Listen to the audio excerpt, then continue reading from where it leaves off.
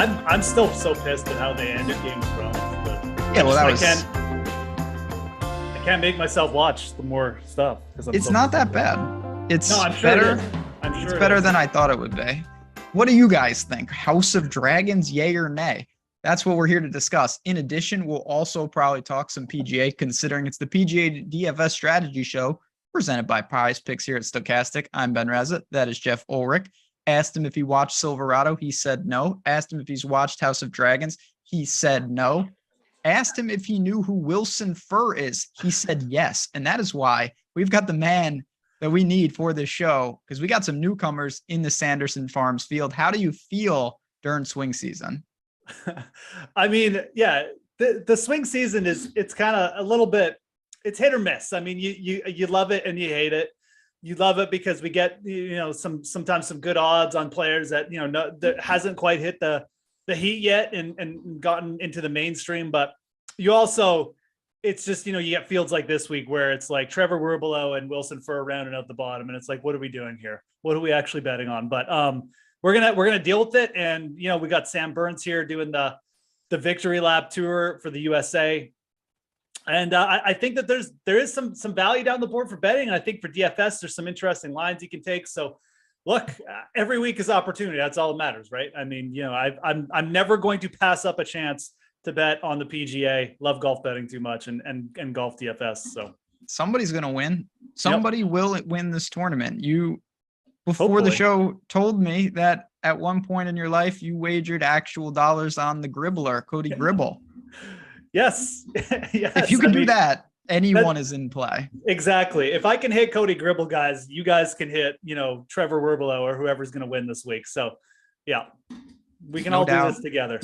We're going to do it together. I want to ask you quickly, there's not a lot we're going to take into this week because it's only Bez and Burns from the President's Cup teams that are here.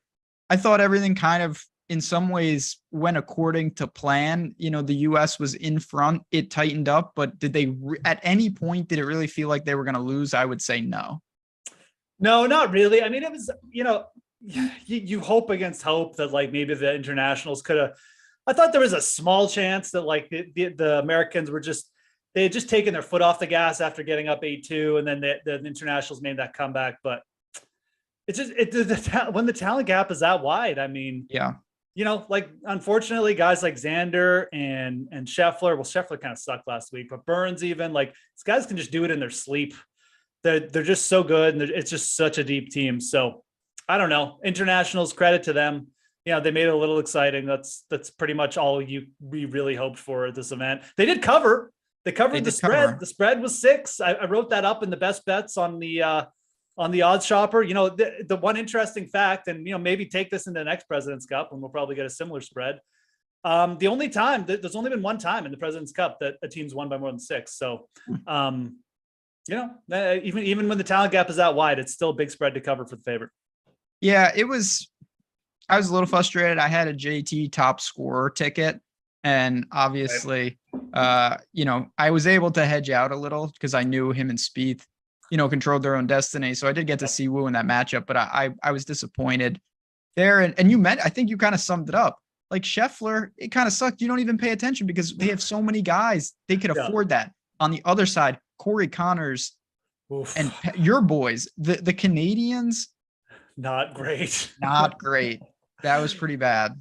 That, unfortunately here in Canada, the running gag is like when we get to the big stage, we do tend to just throw up the cookies. The Olympics, it's the same thing. We get favored in an event, and it's like we had a hurdler one year. She tripped over the first hurdle, Ben. She was like the favorite for the 110-meter hurdles. What was her name? Perdita Felician? Yeah, look it up on YouTube. Anyways, literally tripped over the first hurdle. So, anyways. Well, your soccer team's getting good. Well, yeah, because we're the scrappy underdogs. We're fine in that role. As soon as we're the favorites, it's not good. Just fade Canada when we become favorite status. And it's also not, I'm sure this is why people are tuned in here, but it's really not fair that, on World Cup qualifiers, you play like Nicaragua and you're playing in like the Yukon. Oh yeah. It's so unfair. In my backyard, in the snow. Bring it, kids. These teams from Central America who have never seen snow. Mexico didn't even know what hit them. They're sitting on the field, just wishing they were back home in their sunny, abodes. Yeah. And oh man, yeah, that was torture for them. You could tell. It was rough, but you know what? We are here to break down Sanderson Farms. We're going to talk about that. We go to Jackson, Mississippi, all things with the hurricane. I don't think it would affect this, but we'll have to see. Yeah. This is a course we see every year. It's a par 72. You can be aggressive. You got to roll it on these Bermuda. When you look at Jackson, what exactly do you see in terms of what we want here and what we're going to attack with? Yeah, so Jackson, or whatever it's called. God, I hate the way they name it. The Country Club of Jackson.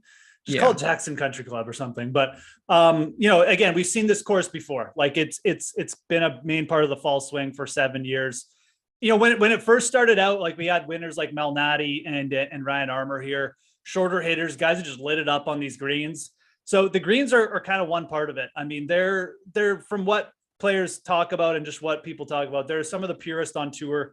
It's not a highly elevated course. So you get the lines going, you get the putter rolling here, and you can get hot. And that's pretty much like how Malnati, especially, grabbed his win. And that's how a lot of just even like the recent winners. I mean, Cameron Champ gained like 6 strokes here putting when he won. So, the putting is a big deal, but recently we've seen it, it's much like the Fortinet. There's 4 par 5s in play. The good drivers of the golf ball, they've really taken advantage. They really just take advantage of these holes. It's a little bit of like a tree line setting, but you can cut corners, you can take driver on a decent number of holes. And Munoz, Burns, obviously Champ and Sergio, obviously, even when he won, I mean, good ball strikers, like guys who had good ball striking weeks, especially off the tee. Burns just dialed it up everywhere last year. Insane performance. He lost 2 strokes putting and still got to 22 under par. I don't even know how that's possible, but lately we've seen the big drivers of the golf ball have an advantage. I think one thing to remember, like this field is so weak that I don't know if you necessarily need to just look at can this guy do it off the tee? How far does he hit it? Because there's one Sam Burns in the field. And I don't know if there's anyone else capable of even coming close to replicating what he did. I don't know if there's anyone capable of replicating what Sergio did 2 years ago. So keep that in mind. I think that this event is just so wide open that, obviously we want to emphasize strokes gained off the tee, good par 5 play, but it doesn't necessarily mean that your player has to be bombing it like in top 20 in driving distance or something. Not at all. Would it help? Sure. But this is a glorified Corn Ferry-esque. What are you drinking? Oh, it's like vitamin C drink. One of my kids has a cold, so I'm just trying to, get on top of things. It looks probably better than it tastes. It looks pretty sweet. Taste that good. Yeah. See, I could tell. Yeah. You definitely want to be aggressive tee to green. You're going to have to score. I think no matter what, I would expect pretty generous scoring conditions. So whether you do that by decimating tee to green and just holding it together putting, well, Sam Burns kind of showed you can do that even though it's atypical, or you get crazy hot on the greens. We've had some guys gain 10 strokes putting at this event before, and that's definitely in the cards. Yeah, absolutely. I mean, look, Denny McCarthy basically just gains 5 strokes putting here every year. I mentioned like even Cameron Champ, who's just a good spike putter. Aside from what he does off the tee and stuff, I mean, he goes there. So I think that looking for players like that, I mean, you can, as you just said, like take the hard line strokes gained tee to green approach, but also look at those strokes gained putting. I mean, if there's players, and there is definitely like number of players in this field who can just get really hot with that club. And obviously we want players who are trending well with strokes gained tee to green and can obviously looking good there. So, players with good blends like that, something to look at. But this again, I just come back to it. This one's just so wide open. I don't think we necessarily need to like really cross. I don't want to say cross anyone off, but cross like a certain player type off, because I think when it comes down to it, you're going to see like a variety of different names at the top this week, unless Burns just replicates what he did last year, which, is probably a plausible outcome too. Yeah, he's class of the field. There's no doubt about it. We're going to dive into the top tier. Before I do, you see it on the screen. Click below for a free month of Stokastic Plus and up to $100 bonus with prize picks. They're going to match that first deposit up to $100 with the promo code AWESOME. You can get it. Link in the description. If you haven't been over there, what we're talking about is perfectly applicable when you're gauging over or under on various categories from golf to NFL to NBA.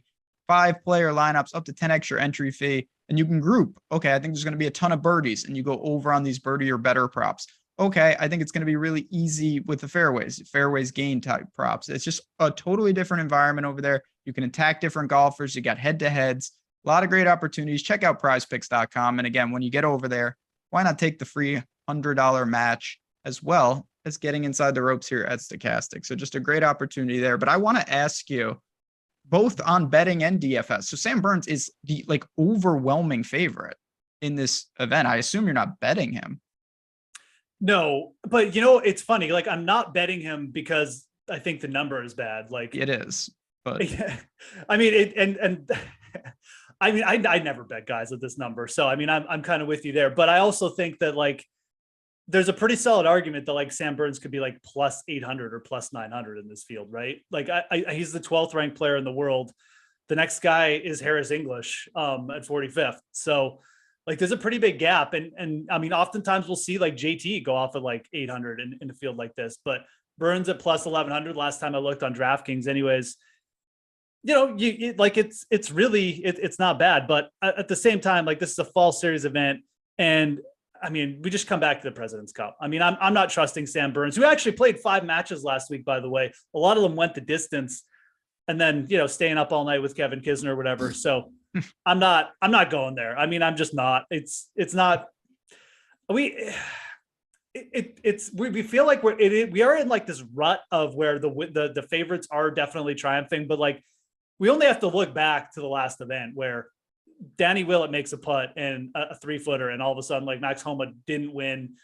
So this will switch. I mean, the favorites, these guys are really good. They're going to continue to win some events, but we'll also get on a stretch here where, these 1100, these plus 1000 bets, they just don't hit for a while. And this is not a spot where I'm going to jump on Sam Burns, even though, like I said, I do think his odds could even be lower this week. If you really want to get, into the whole gap of talent in this field. At 10,700, I totally get it because you've got a lot more room on the DFS side. Yep. Not a crazy tag. I'm not going to bet him. I don't think, and who knows, I could be completely wrong. He's an LSU guy. Maybe this is important to him. If he didn't win this last year, I don't think he'd be here. There's no way, right? I mean, there's a dual argument. I think it's a good course for him, and I think he legitimately likes the course. He's played this before, but at the same time, I mean, where he is in the world rankings right now, he doesn't need to play. He can go to Mexico in a few weeks, do what he could just take most of the fall off, really, if he wanted to. He's eligible for all the majors. So yeah, I think that this is a defending champion just showing some love to the event. And I don't know, young guy who's probably just got a little bit more energy. He's like, hey, yeah, I'll show up this week. It's going to be popular. We'll see how popular as the week goes on. If you don't go to him, you've got Thigala, Poston, and Henley rounding out the first 4, the 10K plus options. I mean, we immediately see the drop off. These are guys that are not typically in this range. Thigala is on the short list of guys that are supposed to win during the swing season. Poston's a proven winner on tour. Henley's got the most experience of these guys. Where do you look as we actually start to break into the pricing? Yeah. So, I mean, again, I talked about Sam Burns just in his, where he sits and the odds and stuff, but from DFS too, again, I mean, he is I don't know what his ownership is going to end up at, but I've got to think he's going to be one of the most popular players we've seen in a while. I remember John Rahm in Mexico, you've got to be thinking that kind of thing. He's only 10-7. So, right off the bat, I mean, as you said too, I mean, I think that in DFS, just piling into Burns is better than in the betting market. But at the same time, we can take a pretty aggressive line here. And when guys get up in this ownership, I mean, I think there's always validity to fading them. So, or at least creating some kind of, opportunity where we're getting leverage on the field with some kind of lineup in some way. And so these 4 guys obviously are going to be kind of like the pivots and you have to roster someone. I mean, it'd be pretty interesting to maybe make an all 9K lineup or start in the 9Ks. But I think for me, I can't get over the fact that McCarthy is up here. I know that the putting upside is immense, and we just talked about guys like Malnati, but for me, it's got to be Henley here. He's top 5 and birdies are better. He's top 5 in approach. If anyone is coming in and just kind of doing a mini Sam Burns where he's gaining 10 strokes ball striking, it's got to be Henley. I mean, I know that the putter is the putter.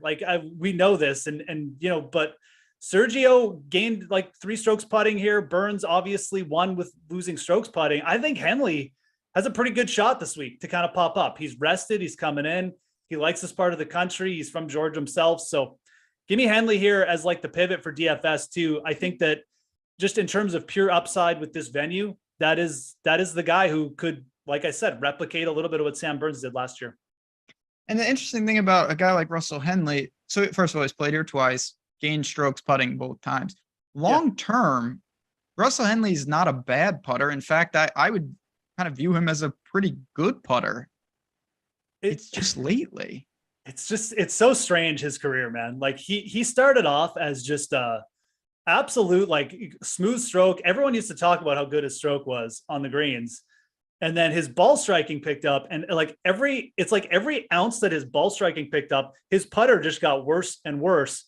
And like he'll pop up with good putting weeks. Like he'll still gain a couple strokes putting. And I think the big thing is his ball striking is at that level now where we don't need him to gain Denny McCarthy strokes putting, because he can, I mean, we just go back to last year, like a guy won here losing strokes putting. It can happen. Sergio only gained a few strokes. I think like you said, Henley does have it in him to do it. And he's again, we're just looking at stats here. Ball striking, it's not even comparable between him and McCarthy, who's better. So I'll take Henley. I recognize why people like McCarthy. I'm not necessarily like completely against it. I think realistically, if you're taking from this pool, you're going to want to mix and match a little bit anyways, especially when you're making like non-Burns lineups. So I bet McCarthy at 25. I feel good about that. A little more than he can just, the way he rolls it is just wild. I'm with you though. I like Henley. Approach numbers jump off the page. Putting numbers historically are good. He clearly, and this is not a new guy, like Bermuda is his surface. Yeah. We know that. There's no debate amongst that. Fresh restart. I expect Henley to play well here. Munoz is gone. He withdrew. Now we get serious, because this is going to be the theme of this show in a lot of ways. Guys of various levels of pedigree coming into elements where we haven't seen them, or we're judging them off 4 rounds. Case in point, Taylor Montgomery. He's 9,600. He came in 3rd at the Fortinet. He gained a comical amount of strokes putting at the Fortinet. Who is this guy, and why is he 9,600? Yeah, no, Taylor Montgomery. He's I know I wrote up just in terms of like recent form and stuff. He's giving off some like Cameron Young vibes right now, isn't he? Like is he going to be the guy who just like top 5s every week and comes in? I mean, he is up here. He's really strong off the tee. His ball striking stats are great. He's been doing it for a while on the Korn Ferry Tour as well. You look at this setup again, like very much with the Fortinet. It's obviously a different surface and a different setting, but 4 par 5s in play. You've got to be able to take advantage of it. I'm always like late to jump on these players, and I don't like, we recognize them, but for me, if Taylor Montgomery is going to be up there in ownership, I'm okay with it. I mean, like, let other people take it, and we'll see where it pans out like later in the year. I mean, if it comes into January and he's still playing well, yeah, we'll get on it. But at 9,600 in this field, I just feel like there's too much opportunity to kind of jump on guys who are a little bit depressed in price. So I think it's a decent setup for him, but I really have no idea what he's going to do this week. It's first time seeing the course too. He's priced up to what can only be described as his ceiling. I think he's got, Stallings, Bradley underneath. I mean, our guy Riley. Like I'm not necessarily out. I just don't really like it for DFS at this point. So I always am late to these guys unless there's a unique situation, particularly coming off the 3rd place, which seemed wildly inflated based off putting on bent grass. Yeah. I don't know how I'm going to click that when I can click Stallings. Rio is here. Davis Riley. Now, so you're the Davis Riley champion of this show. You love this guy. He loves this course. He specifically likes this course. I believe he's from Mississippi. He's played this course a bunch. Davis Riley last year, it seemed like at times late in the year, he kind of just like ran out of gas. Mm-hmm. Quick start here. was awful at the Fortnite, but he could not putt at all. Yeah. Yeah. And that's the big thing, right? I mean, I think Riley long-term, well underpriced in this field. Like, I mean, you're getting Munoz and Denny McCarthy in front of him. He opened at like plus 4,000 in some books as well. And, like the recent form doesn't really bother me because, as you mentioned, like the Fortnite, he everything was fine. It's just like he could not putt. But we've got, and it's the same thing you mentioned with Montgomery. Like, that's why you kind of worry. Like, it's a similar setup. It's a par 72, and we like that, I think, for both these guys. But the putting surface is a big deal change, and it is a little bit of a different setup just in terms of a little bit more classic design. So I think that favors Riley, who we've seen Colonial play well, Valspar, and like, let's not forget, I mean, Sam Burns, where does he play well? He also plays well at the Valspar, and he's played well here. So I think this is like, big advantage Davis Riley. Worry a little bit that, the Mississippi connection. I sometimes hate jumping on guys in their hometown. It just seems to never work out. They get all pressured up and all worked up. But ultimately, what we have with Davis Riley, I think, is just a player who's on the verge of doing great things. I think he's got multiple wins in him coming in the next couple of years. And there's no way I'm not jumping in on him here. Like, there's zero chance. So I feel good about it. I like the fact he's coming in off a couple cuts for DFS. It'll keep the ownership lower. It's already inflated the odds. I got nothing bad to say here. You just got to keep grinding with this guy. He's too talented. If we get another miscut, it's just going to be the same story from me probably next week. But I'm fully on board until we get a good stretch from him. What do you make of my man with Griot? Nothing. Griot is really, it's weird right now. I mean, like the putter is working for him, and like the approaches have gone down a little bit. I think Griot is just like solid. I mean, I don't have anything bad to say about him. I expect him to probably, he's gaining strokes off the tee. We mentioned like the Sergio archetype. I think Griot absolutely could come in here and dial up the approaches a bit. We know he's going to gain a monster strokes off the tee. The putter seems to be doing well right now. I mean, I kind of like him. Like, I think he's actually a little bit underpriced. I mean, we got Stallings up there, Bradley. Grillo's got a couple runner-ups now. He's made like a bunch of cuts in a row.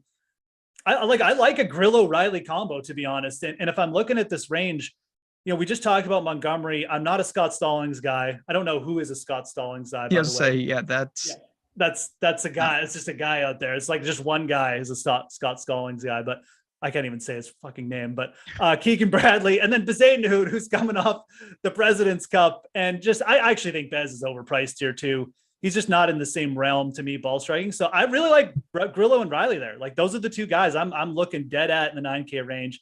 I think that's a great pair. Maybe you pair them with a 10K get, maybe even stuff them in with Burns or something. But what about starting?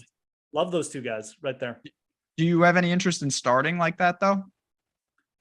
Look, I think this is again, it's Sam Burns, it's everyone else. And everyone else is, to me, it's just like, it's pretty much equal. Yeah, absolutely. Get wild. Like, why not? I mean, you can even add a third. Like, you can start, no problem, Griot, Riley, Hadwin, Griot, Riley, Detry, Molinex, Seamus, whatever. Any of these guys in this next range, Sepp Straka, as we kind of work to the mid-range, Sepp Straka, Detry, Hadwin, Harris English, okay. Taylor Moore, who, when I saw Taylor Montgomery's price, I was like, oh yeah, that guy's been playing pretty good. And then I realized I'm thinking of Taylor Moore, who is just going to make this a Ryan Blom, whatever the other one's name is. Armour? No, the other one. Brem Blom, right? Yeah. You see? Yeah. Brem is in this field, I think. Yeah, he is. He's the min. And he's the mega bomber, right? Yeah. I don't know what the hell Ryan Blom is doing. I love that guy. Where do you go though when you kick off the eights? Yeah. And again, like you can go, top three here with a guy in the top 8K range. I think there's two players I'm pretty interested in here as well. We're going to stay away from the Canadians this week. I think Hadwin's interesting. It's a weaker field, but haven't seen too much from him. I'm not sure if I love this setup for him. I kind of like him on par 70s anyways. I think Sepp Straka and Detry is actually, Thomas Detry or Detry, I don't know, whatever. I think it's a really interesting setup for him. He's talented. He's strong off the tee. He can work those par fives as well. And like as far as Euro Tour setups go and where he's performed, I think like the easier venues on tour, absolutely, like this is probably where it's going to be for him. Like if it ever happens and he ever gets it done. T5 at the BMW, that's a great result. Again, another course at Silverado, he put together a solid opener with 20 birdies at the Fortinet. I like it. I like Dietrich this week at 8,800. I'm not sure what he's projecting at over on Stokastic right now because I just can't remember off the top of my head, but he's got a little bit of ownership. So, he's not going to be under the radar necessarily, but I think he's a fine play. I really do. I love this setup for him. I just like him as a player too. I mean, as someone who's bet Euro golf consistently over the last 5 or 6 years. So I like it. I think Straka is also very interesting though. Again, a guy who can get hot with those irons and putter and kind of put together a big week on an easier course. I'm certainly going to ride and die with Detry. I don't want to group all these guys who come over, but at the same time, I've just seen it with Fratelli and Higo and Tom Lewis and those type of players. It's these type of events that A, they resemble European Tour fields in strength, and B, the setups really allow them to tap into their upside with less repercussions for errant shots. I think that Detry's a solid enough player, should be in the high eights. That's a buy for me. The guys I'm struggling with are the names that we see each week on tour, and they almost feel underpriced until you start to dig in. And what I'm referring to is Seamus, Trey Mullinax, Chris Kirk, and Gary Woodland. I mean, Gary Woodland's been 8K in majors before, but now they're here. Do you go to these guys saying fresh restart? A guy like Seamus ran out of gas late last year, or do you wait and see? Yeah, so Seamus Power is interesting. He's projecting really well on Stokastic this week. I think it's a fair price for him. I don't think it's like massively underpriced or anything. Like Seamus Power is one of those guys who I never really jumped on. So I just kind of like am waiting for the downfall because I always think of him, kind of like a guy floating between the two tours. And he just hit this hot streak where, he grabbed the win at the Barbasol, he hit Will's hot, but it kind of lasted a little bit longer than I thought it was going to. But like, I'm not personally, I don't really have interest. Like I know he's projecting well and like long-term form. I think if you bring it in, I get why, but I would rather go down. My guy Mullinax is there, who I do think is underpriced this week. I think is a great setup for Trey Mullinax. Alabama guy, won his event last year, the same event Power won, by the way, on Bermuda at an easy par 72. But Mullinax has the power off the tee to just slam a place like this. And he was T4 here last year. So I think everyone is going to be on Mullinax, and that's fine though. I just think it's too good a spot for him to kind of not get on. I am going back to my guy Chris Kirk here. And again, it's not really a setup thing. He has won this event. He won it as a rookie back in 2011, but it was called the Viking Classic, and it was played at some place called Annandale or something. The Viking Classic. Yeah, he won it his rookie season. Like he's got good vibes here. It was played in Mississippi. It's played in the same state. I think the same city, just different course. But Kirk is he T43 last week again. Like was sharp around the greens with the putter.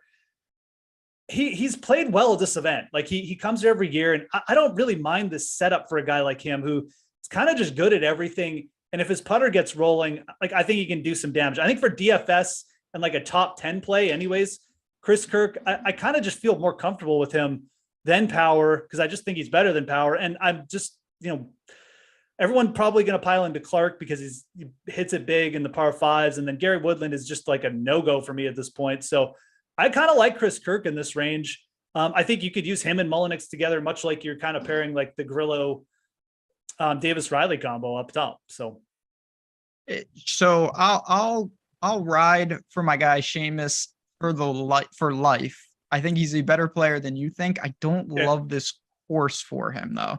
He's thrived a little more. He's got a mixed bag, I will say, but I more think of him at Heritage, Corrales, RSM, where he's thrived more than this. But this is a guy, he was 9th at the PGA, 12th at the US Open. He made the cut at the Masters. He can play a little bit.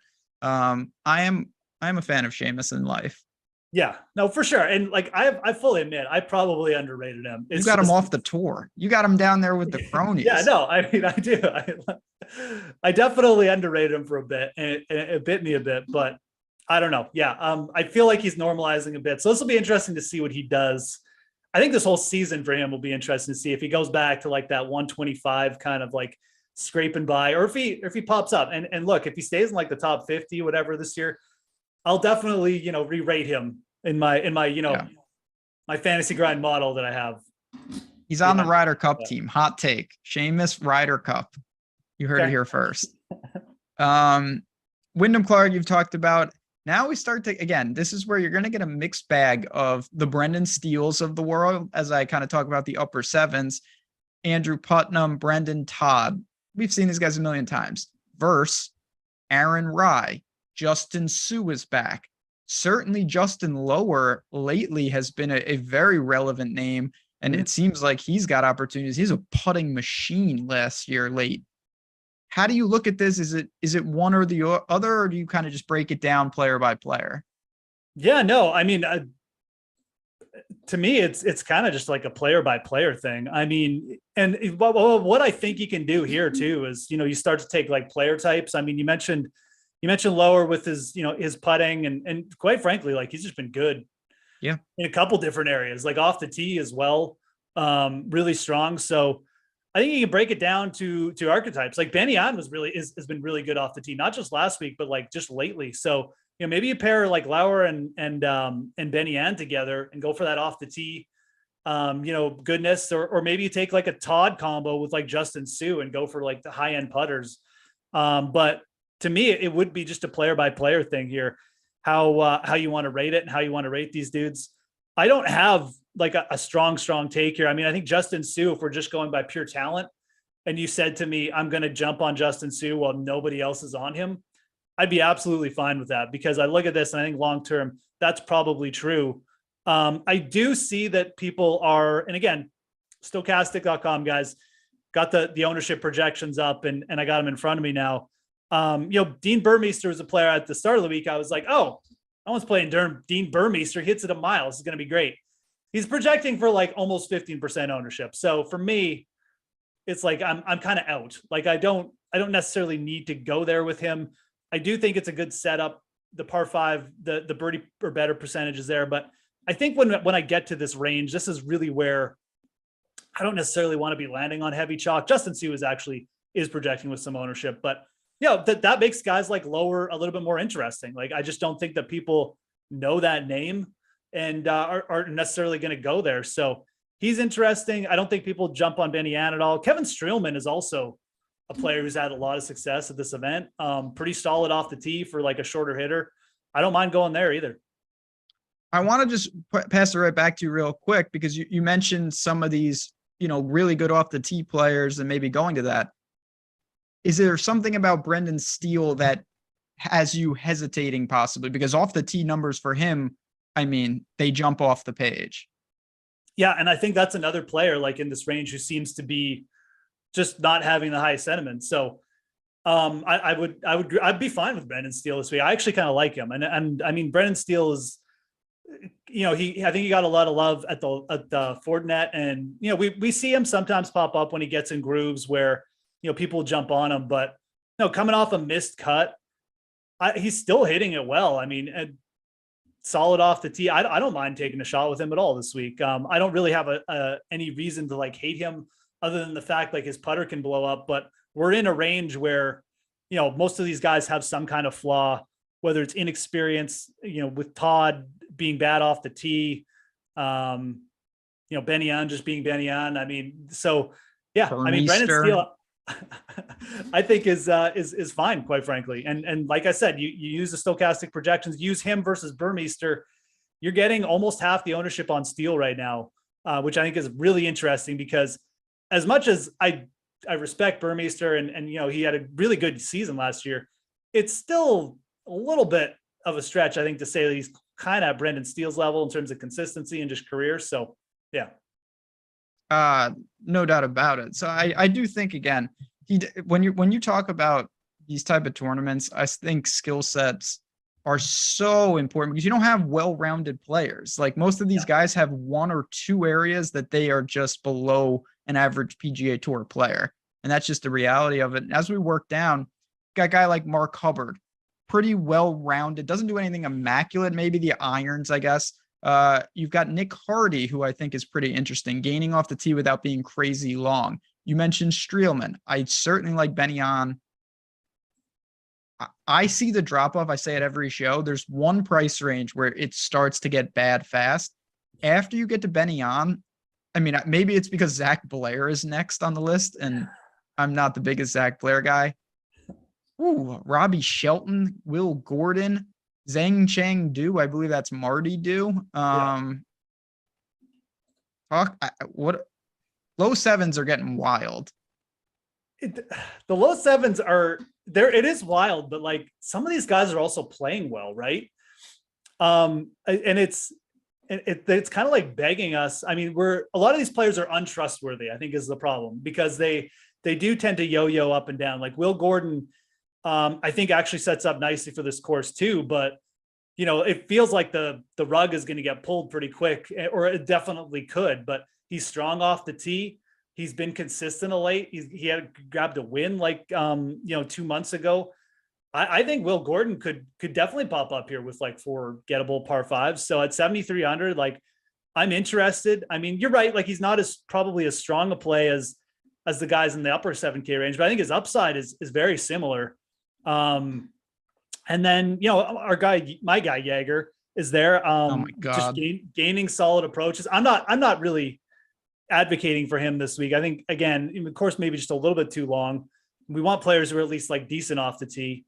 But you could go down and now I've like lost the 2 other dudes down here that I was going to bring up. Davis Thompson, another beast off the tee. He's like, top 10 in driving distance, had a great week at the Fortinet.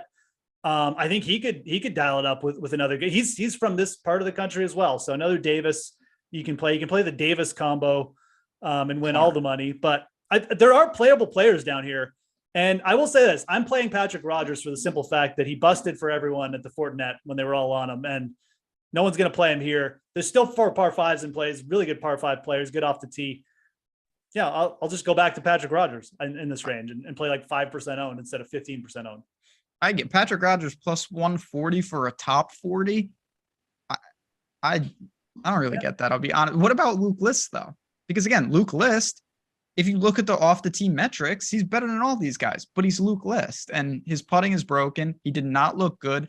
Yeah. And do you think there is something I don't want to get too philosophical, but like Luke List is not going to be living and dying with how he plays this week, where some of these other guys, this is their first or second chance to really make a mark on the PGA Tour. They just got up here. You would think they're a lot more focused.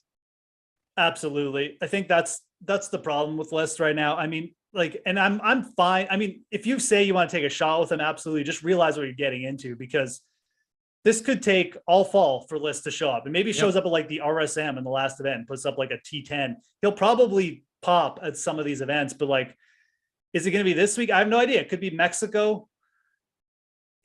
If he pops, like he's probably the class of this range, I guess, in a lot of ways. I mean, he's obviously won the Farmers, but he is what he is. Like when he gets in these ruts and he can't putt or his ball striking takes a dip, it's a stretch to even make the cut, which absolutely will kill your lineup. So complete boomer bust play with Luke List.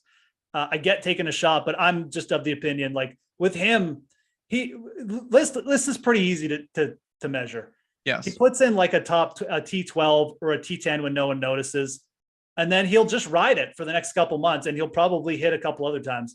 I'd rather just wait and see him put together something. I think I would as well. A couple things from chat. Thoughts on Hubbard? I really don't have a strong take. I think this course fits him fine. It's not the best course in the world for him. He's more of a bentgrass putter as well, but he's a good cut maker on tour. The price feels about right. I have no issues with Mark Hubbard this week. I don't have any issues either. The only thing I'd say, I probably would rather play Svensson, who's been a little bit more consistent, and I think just has a little bit better upside just with his, how good his irons is. He's improved his putting too.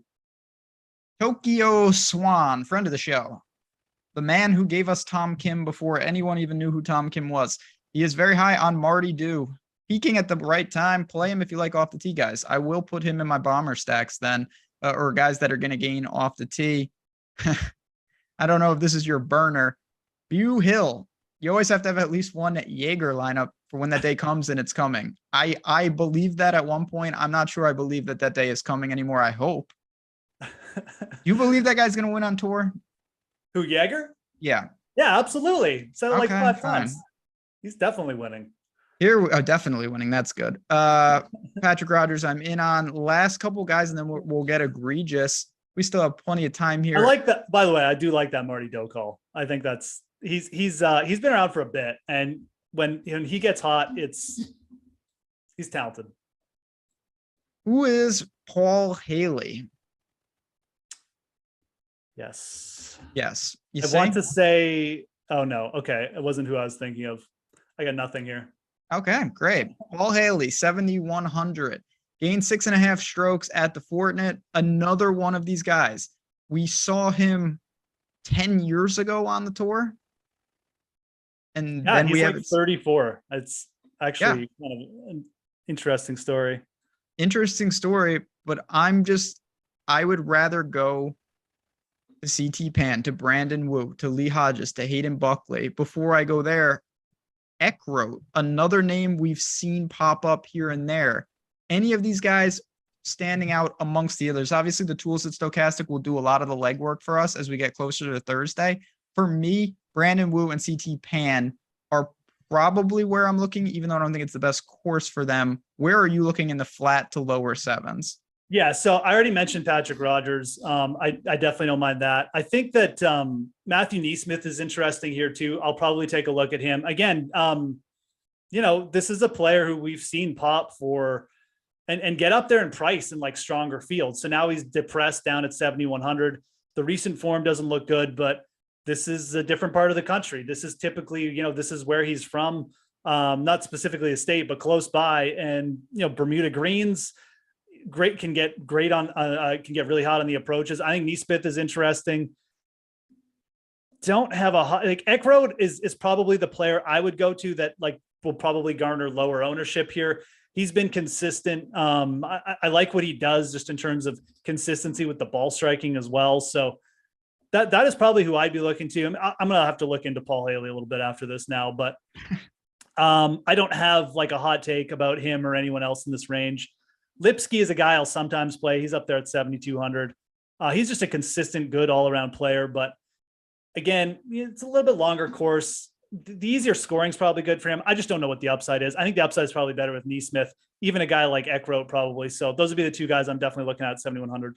What about Hayden Buckley though? Because Hayden Buckley has gained strokes off the tee. Yeah. Basically in every event, he got hot with the irons for a little bit, couldn't fully make it happen and never really broke through. He made 7 straight cuts, but he had nothing in the top 10, only one inside the top 20.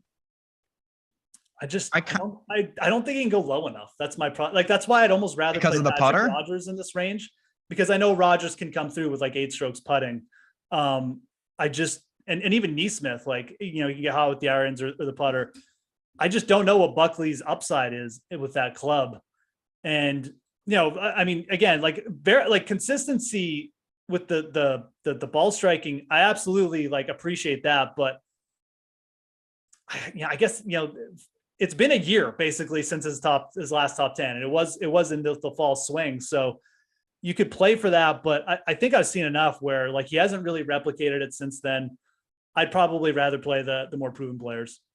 I do think that Hayden Buckley's, and again, this is a dangerous game to play, is more likely to make the cut than most of the guys here, but I would say that he's also one of the lower top 10 equities in this very range. And last guy for me, and this is getting pretty deep, but I kind of like this for a tournament play. What about Michael Glickich? Because he pops. You're going to get more missed cuts, but this is a guy that has shown a little more upside. He was 10th at the John Deere. He was 16th at the 3M. He can pair up really good off the tee play with an electric putter at times. I think he's got more variance to his game than most in this range. He's not going to be popular at all. He's got 3 appearances at Sanderson Farms. I think he's the type of some player we could get from the clouds this week.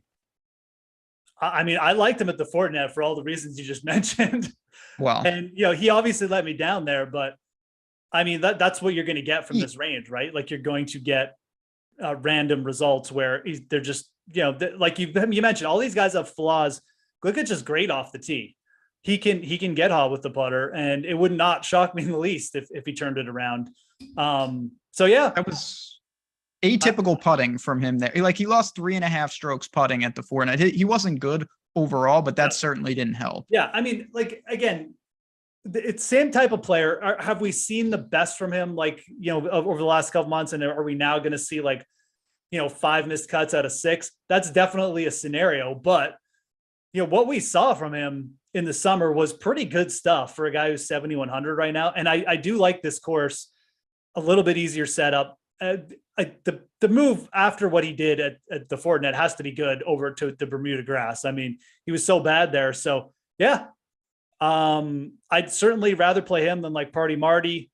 I put him in the same kind of bin as Neesmith. I think those guys have pretty similar upside for a little bit different reasons, but I think that, if I'm going to bring up Neesmith and his record, his recent form, Glickich is definitely in the same kind of area. I think both guys can push for a top 10 at this kind of event. So, oh yeah.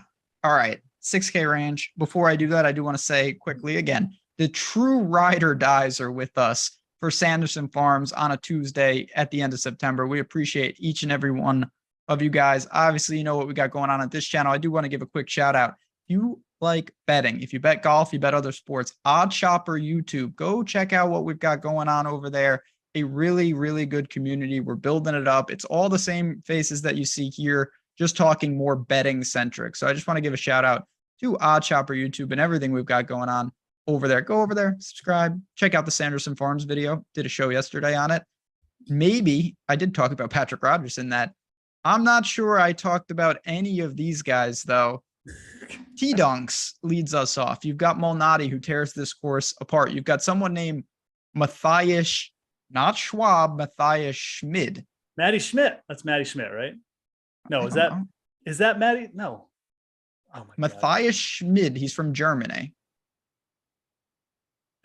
Is there like a different? Yeah. Who is this guy? Did you just make someone up? Well, no, Matty Schmidt he almost won at, he almost won the, oh my God, what event was that? He almost won the Barbasol. I think this is the same guy. It is Matty Schmidt. Okay. It is Matty Schmidt. They've changed his name to Matthias Schmidt. He goes by Matty Schmidt. Okay. That's good. Fine. It makes him more exotic. I like that. Well, I was like, oh my God, is there actually 2 of these dudes? And one of them's going by Ryan Brem, Ryan Blom. God, thank God. Okay. It's the same guy. Carry on. Sorry. Well, you're going to, I know you want to talk about Nicholas Lindholm. So, oh yeah, of course. That guy's back like 3 years. He is best putter in this field down here. That guy is a world-class putter. Can't do anything else though. Yeah. I don't think this is I'll get right to it. I don't think this is the best course for Tyler Duncan. I play Tyler Duncan a lot. I don't love him here. Do you? No. What about Johnny He? Same concerns for me. Yeah, no Johnny He. I think at this range too, I'd rather look at guys who have a little bit more like just, tee to green, like Smotherman, I think is a good fit. Adam Long. He brings some tee to green stuff, just solid off the tee. And he's shown the ability to get a little bit hot with the putter, or at least gain us a couple strokes, which I think is a good recipe for like a top 20, top 25 here for a guy like Smotherman. So that is the player I'm pretty interested in this week. But, if you're not going to go with that, I would look for, these shorter hitters like Tyler Duncan. Look for some putting upside, or some players who are just, really good off the tee or something like that. We are definitely in the range where like there's not that much available, but that's why I think Smotherman is such a good play down here. I mean, well, not such a good play, such a good play for his range, but I don't really see that many. I think Matthias Schmidt is actually, jokes aside, like I don't mind him. He's really strong off the tee. That's kind of his game. He did play really well at the Barbasol. Like he did have the lead there. Another par 72 that he kind of tore up for 3 rounds, and the nerves just got him in round 4. So Schmidt is actually a player I would take a look at this week. But Smotherman to me, I think is like the class of this kind of 6,900 range. All right. There's a lot going on here. One, everyone in Florida, we got a lot of Floridians in the chat. Stay safe, everyone. Oh, for sure. Echeverria wrestled a Cayman. Do tell. I'm going to need more information on that. What? I shouldn't say why, because I'm not trying to lead the witness, but what about Adam Long? To me, Adam Long is someone that has shown upside and pedigree for quite a while. He's 6,700. He's not going to be popular. He's not playing the best golf in the world, but long-term, he's not leaking strokes off the tee, and his irons and putting are a serious upside. He can go crazy low. Yeah. 67? Yeah. I mean, I dare say I barely even realized he was in this field until like 5 minutes before the show. So I agree. Like just from a talent perspective, it's almost strange to see him. I mean, he was a pretty consistent play like midsummer here, like Canadian Open through 3M. I mean, that's not that long ago. And he's just been a streaky player through his whole career. I mean, he won his event, going up against, I think it was against Phil, right? In the final round, yes. When he shipped the Amex. But he was coming in off like 3-4 missed cuts. He'll go from 0 to 100 in a heartbeat. And look, he shot 78 in the Fortinet. He shot 68 in round 2.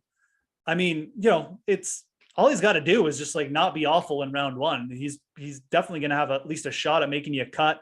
6,700 down here. I don't know what Joel Dahmen's doing right now, but I guess it could be a similar kind of play with Joel Dahmen. Just a pedigree thing where if his irons pick up, top 10 definitely could be on the table. I would probably prefer Long between those two, but I think Joel Dahmen and Adam Long, very similar players from the perspective of when they get going, like they're going to be huge values. If they do get going this week, they'll look like huge values at the end of the week. There's definitely, I'm going to throw in, again, it's going to be guys that aren't the most glamorous because we've seen them. I think that Adam Schenk is kind of an interesting sleeper down here. He's someone that has shown he can go crazy low. He made the cut at Fortinet. He can get out with the putter, good with the irons. I have no issues with that. Matthias Schwab actually is in the tournament. I legitimately didn't know that.